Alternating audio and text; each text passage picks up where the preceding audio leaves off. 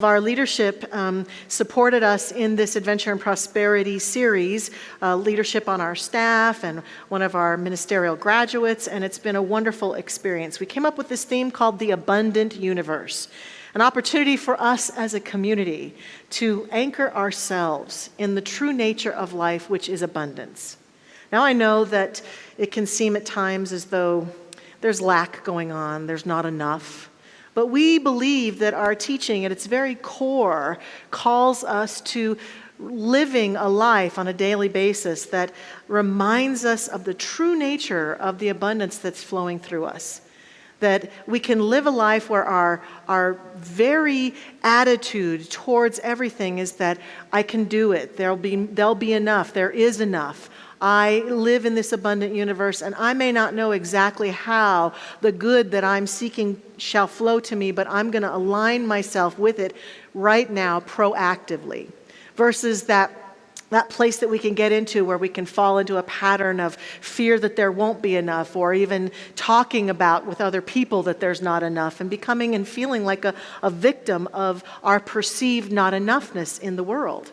But that our teaching and the God that we believe in already has provided all that is necessary for us to thrive.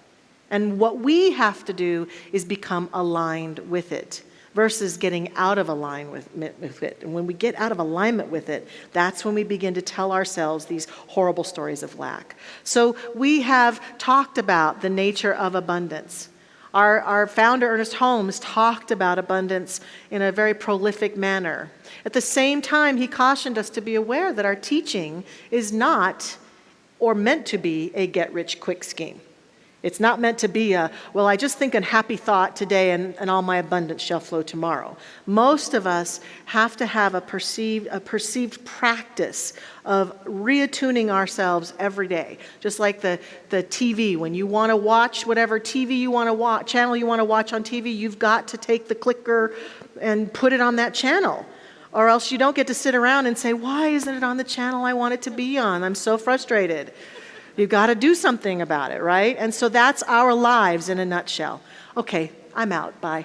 No, I'm just kidding. No, I have a lot more to say. Never mind.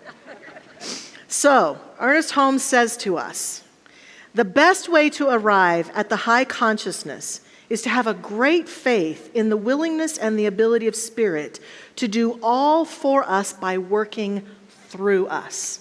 That's my favorite part about this teaching. It does its great work for us by doing it through us. We provide the vessel, we provide the container through which this life can flow, and therefore we are accountable for creating the container of mind, the container of heart, the container of expansiveness that we choose to live from. And so he goes on to say, we must believe in the inherent goodness and all-powerfulness of the Spirit. We must let every path lead us back to the point where we realize the inner presence of the great reality, which he spells with a capital R. There, through the door of our own thought, we enter into the universal consciousness, into a complete realization of life and truth, of love and beauty. So in our series, we've been talking about 4 building blocks. That's 8, so this is 4 building blocks. We started out with gratitude in our first week. And these building blocks, we're suggesting are building blocks that when we get them, they provide a firm foundation for us to live in alignment with the truth of the abundant universe. So the more grateful we are, building block. Established firmly. You could also see these as doorways. In that first week, I suggested that gratitude is a doorway we can walk through every day to experience abundance, and we could also call these building blocks doorways that we walk through. So the doorway of gratitude on an ongoing basis. Then we talked about the doorway of courage, having the courage to take risks, to reach beyond our perceived sense of limitations and reaching beyond our fear to create a greater life. And then last week, Reverend Josh and I talked about the building block of generosity, that we must find ways to be generous of spirit and givingness, to allow that givingness to flow. And as you might have guessed already, if you haven't seen the announcements of today's theme, and it's not even Valentine's Day, and we get to talk about love. We get to talk about that great, great truth of the universe, love. So today is really abundant love, embracing life to have more of it. We put those two things together because the truth is that when people learn to love life, they embrace it fully. Not just the things they like, not even just the people they like, they embrace it all. A person who loves life understands that life comes with all of it. Good days, bad days, happy moments, sad moments. Life, that which appears to be death. It comes with the change and transition of the seasons of life. And to embrace it all and love it all makes one an expansive, big presence. To be in resistance of it is like resisting the changing of the seasons. You can do it. It's not a lot of fun, but it's going to happen anyway. And by resisting it, we become smaller and we live a smaller life. And we aren't expansive and we aren't fully alive. And I will say that this law that seeks expression through us, the law of attraction, then only can magnetize to it the degree of our smallness because of what we said a few minutes ago, that it can only do for us what it can do through us. So the more that we can be fully present to the all of it, the more we learn to love the all of it, the more we create and live an abundant life. This is what we're being called to do. And it's through this beautiful foundation of love, seeking to love everything and everyone. It's a big call. I know it. I get it. But it is who we are. And we can do that. And I know that's who we are because there's so much in the world about children and their powerful capacity just to love. I used to love reading those books about love through the eyes of children. And recently I saw a clipping from that paper that used to be, that is no more, but that I really loved, the Rocky Mountain News, that was a local Denver paper here. And they used to have some really great things in them. And they had this article about children here talking about love. And it was local children, so it was many years ago. So this first one, I suspect, little Barry Ebert probably sent in. Because it says, love is the most important thing in the world, but baseball is pretty good too. Barry, right? It's got Barry all over it. And then the next one is great. They said, love is the most important thing in the world. Love is like an avalanche where you have to run for your life. And I like that too. And then this one is great. I'm not rushing into being in love. I'm finding fourth grade hard enough. Kids get it, right? They get that love is important and life is important and that we've got to love and be fully in life. And that's what we're here to talk about today. And in some respects, this past year with all of us having to give up so much in life to stay safer and keep each other safe, might be giving us a greater appreciation. We've had to withdraw from things we love to do, places we love to go. We've had to withdraw from being close, up front, and personal with people we love, our kids, our grandkids, our friends, our church buddies, our communities, our theater and movies and restaurants and all of that. And as we emerge back into what we might call a more normal experience of living, I hope that we will use this time. I encourage us to use this time. And I hear so many of us using this time to recognize that we've got to stop taking advantage of each other, taking each other for granted. It's time. I love what Matt Kahn said. He said, it's like humanity's been sent to our rooms. And now as we're emerging from being in our rooms so very long, my question today, my urging today is, as we re-emerge back into life, can we consider doing so with more love in our hearts, with more appreciation, with more willingness to embrace each other and life fully with great joy? That is the invitation, and that is true wealth.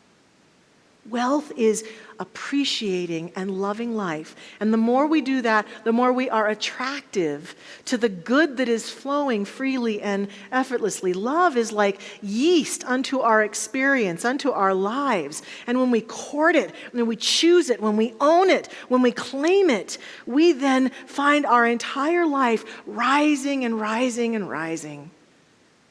Around here, we call Jesus the great master teacher.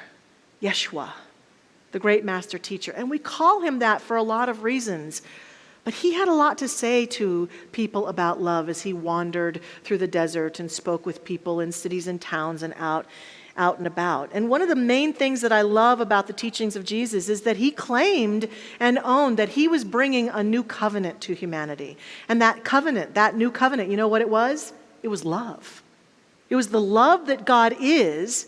It was the call to humanity to wake up and set aside some of the old thinking, the old ideas that were in the Old Testament, literally, of this angry God who was not so happy with humanity, and instead begin to choose to embrace a new evolutionary step, that God was actually love, and that God loved all, and that the kingdom of heaven is at hand. It's not some far-off place, and that kingdom is available to the degree that we love. He urged people to love their enemies. An enemy is someone that we may have perceived we are separate from through our sense of hurt or betrayal or criticism of them. And he urged us all to love our enemy. Certainly, we can have boundaries with what we would perceive as our enemies. We may not choose to be up close and personal and best friends with every person on the planet for whatever degree, for whatever purpose, but we always can have loving boundaries and choose to love and live our life in the way that Yeshua talked about. When the disciples asked him what the greatest of commandments were, the author Matthew claims in his gospel in chapter 22, verses 37 to 40, that Jesus said, "Love the Lord your God with all your heart and with all your soul and with all your might and with all your mind. This is the greatest and first commandment. And the second is like to it, love your neighbor as yourself." Yeshua had a lot to say about love. And it has withstood the test of time because I think it's the deep truth that is calling to each one of us. That deep truth is always embrace more of life by loving more of life. How much more can I love? How many more beings can I love today? How much more of this beautiful experience of life that I have stepped into, whether it's by choice or by accident, how much more of it can I love and embrace and lift up? And in doing so, I experience the greatest abundance there is, the fullness of life that is in alignment with the divine. So how do we begin to do that? We have to learn to choose to simply love life. And one of the greatest ways we do that is by speaking lovingly, thinking lovingly, acting lovingly, living in love and as love, encountering that divine love that is the truth in our soul. Every great faith tradition, every philosopher, every great thinker and teacher on this planet would look at any group of people they were in front of and would likely say, if they are in alignment with the highest ideas possible, God is love. And to experience that love is to experience the divine. To live it out is to live from and as the divine. And the more of us that do that, the greater love shall burst forth on this planet. And the things that you and I claim that we want so much and we want so fiercely, peace amongst each other, support amongst each other, the things that we want to see be birthed on this planet are birthed to the degree that each one of us becomes the living embodiment of that kind of love. The love that loves our life and loves life in general. And so we have the most powerful choice before us. Do we experience love by continuing to act out in our thoughts and in our words and our deeds judgment and criticism and blame and separation from each other? No matter how right we think we are about living life, I suggest today we gain absolutely nothing. Whether we're venting or putting stuff on social media or talking trash about people, we gain nothing from that except that contraction of being as small as we possibly can be. We only feel that great expansiveness to the degree that we can look even at a person that we don't agree with and find a way to be in love. There's a wonderful author named Stan Dale who says, everything we do is either an act of love or a cry for love. That's true of us. But part of how we live love out is we begin to remember that's true of every other human on this planet. And as we look out and we see people doing what we might call unskilled behavior, we can remember everything they're doing is either an act of love or a cry for love. And I am going to be a human being who lives my life in the highest way possible, and I'm going to give them love, even if it's from afar, even if it's invisible, even if they'll never know it or never see it. I'm going to send love. So that's how I learn to love life. I live life in general from that place of love when I choose to do that.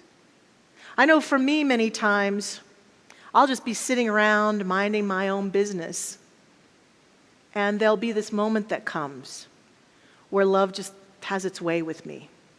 I bet that happens to many of us, where suddenly I'm just filled with this sense of the beauty of life, of how amazing it all is, of what a miracle it is that we get to be here on this planet at this time to love one another. We're not here to make each other wrong, to knock each other down, to criticize and fix each other. We're here to love each other. And when that moment comes where we can feel that, it's like a wave that comes over me and calls me into my greatest beingness that I know is deep down inside of me. Sometimes it's generated by looking out at life and just innocently looking at something that I might see all the time, like a sunset. And thinking, oh my gosh, seeing the face of someone that I love and just seeing the beauty of them. Seeing human kindness acting itself out in front of me and feeling so privileged and honored to witness love in that moment. Sometimes just sitting up in that chair looking out at you all and feeling it before the service starts and thinking, here we go. Look at these beloveds. And I know that that feeling has its way through me because I choose, as I suspect most of you do, to court that presence every chance I get, to be reminded of the beauty of life by witnessing it. And so one of the tools that we can use is to every day call ourselves back to it consciously, especially when life gets tough, when it gets hard, to go look at a sunset, to go find the face of a beloved, to go listen to some beautiful music that uplifts, and to remind ourselves, even in the face of a challenging moment, that love is right here where I am and lifts me up and leads me on. And therefore, everything I am and everything I do is love. To learn to love your life just as it is. The great teacher Mary Morrissey talks a lot about how we're always in co-creation with the divine. And the question really becomes, are we co-creating from default or by design? A person who designs their life from the standpoint of love is co-creating from the core of who they really are. And that's what we're called to do. Obstacles may appear, challenges may appear, but we can greet them with love. And I love what Mother Teresa says about this. She says, I'm not sure exactly what heaven will be like, but I know that when we die and it comes time for God to judge us, God will not ask, how many good things have you done in your life? Rather, God will ask, how much love did you put into what you did? How much love did you put into what you did? Whether it was some great dream or some great challenge, how much love did we put into it? And the more we put into it, the more we can grow and expand. There's this great movie that I love with Nicolas Cage and Meg Ryan, and it's about Nicolas Cage being an angel.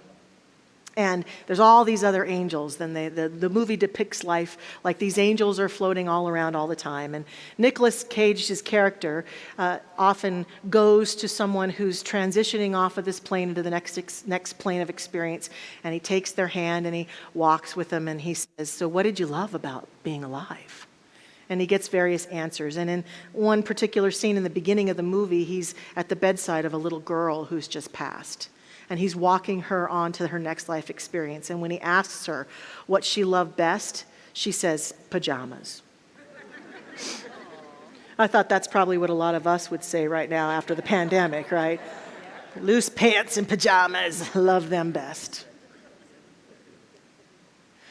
But if I were to ask all of us right now, what are some of the things we love best about life, how long would it take for you to get to, I loved being me? I love being me. Getting there, and Jeanette says, good. I love hearing that. Because truly, a lot of what I see and experience in my life is what Jennifer sang in that song earlier, and what I love how Byron Katie talks, that the truth is, as we look out into the world and we see other people, we don't really ever know another person, truly, right? All we know is what we've projected onto that other person. And where is the source of our projections? Right here. We are the source of our projections. And so we look out into the world and we judge, or we make right, or we make wrong, or we say yes, or we say no, we have our opinion, blah, blah, blah, blah, blah. But what we get to realize is every single one of our opinions about other people is a reflection of us. And the degree to which our opinions are negative and judgmental and resentful, that's the degree to which we have toxic thinking going on inside of us. And I would say and suggest today the degree to which we don't love ourselves, that we are not loving and accepting ourselves.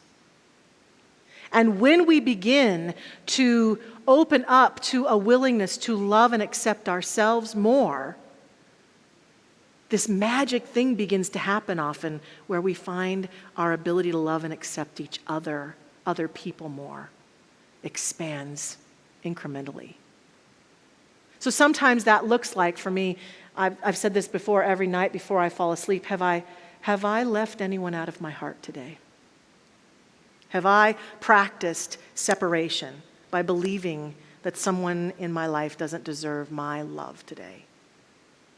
And when we choose to become more unconditionally loving, while having boundaries, but unconditionally loving, we become like the divine. We live out the divine, because here's what I know. For God so loved this universe that it chose and said yes to you and I, existing and living and expressing ourselves as the unique being that we are.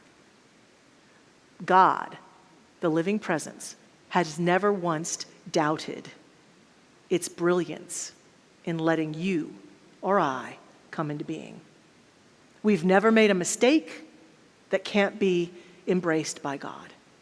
We've never been unskilled in such a way that we can't be embraced by God. We persist in believing that that might be the truth, but it's not. It's simply not. And the degree to which we accept that about ourselves and accept that about all other beings, to that degree, then we experience the kingdom of heaven here on earth.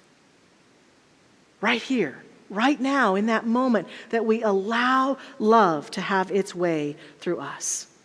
Rumi, the great poet, says to us, let yourself be drawn by the strange pull of what you love. It will not lead you astray.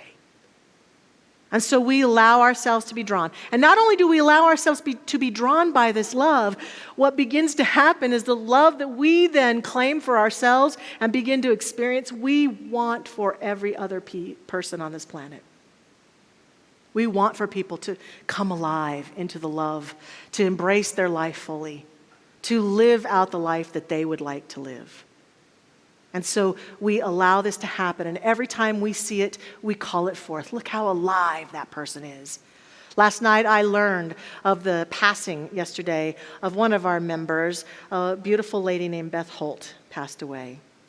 Her husband, Bob, worked on our foundation, our Mile High Foundation, for many years.